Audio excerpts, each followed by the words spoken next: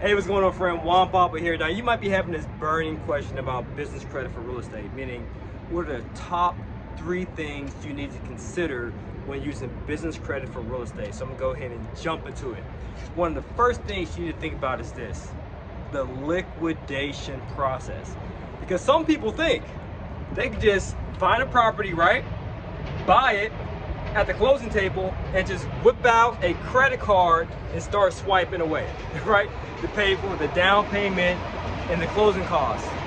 But that's not how it works, folks. You just can't show up to closing with a credit card and expect to pay your down payment and closing costs with your Bank of America or your Amex. It doesn't work like that. In fact, you gotta liquidate it. In other words, convert to cash, meaning it needs to be liquid cash in your account before you send a check over to your settlement company, your attorney, or whoever is doing the closing process, or wiring it, okay? It needs to be liquidated.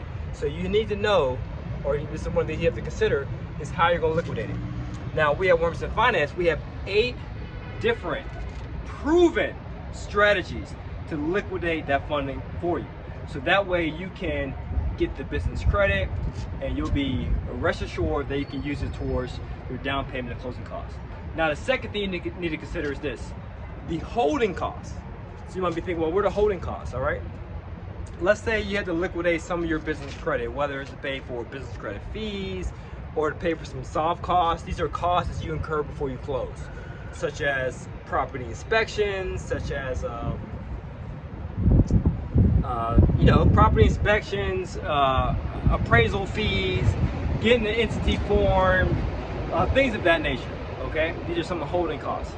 Now, you have to make sure, if you're using the business credit to afford those holding costs, that's fine, but you have to make sure you pay that minimum payment until you close on the deal, and that cash flow from the property then pays that minimum payment or those holding costs, if that makes sense. So meaning, you might have to pay out of pocket at first to pay the minimum payment on that business credit card because you incur some expenses.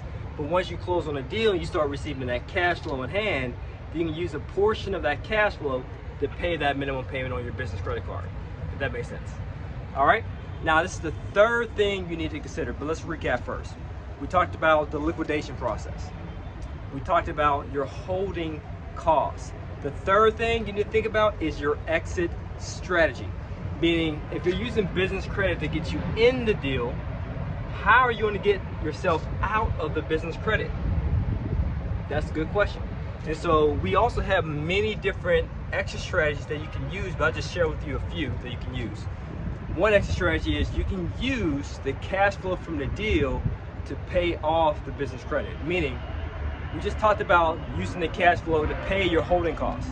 But also, you can use the cash flow or the equity that you establish in the property if you buy it less than what it's worth, or over time, if you increase the rents, decrease the expenses, you make the property worth more.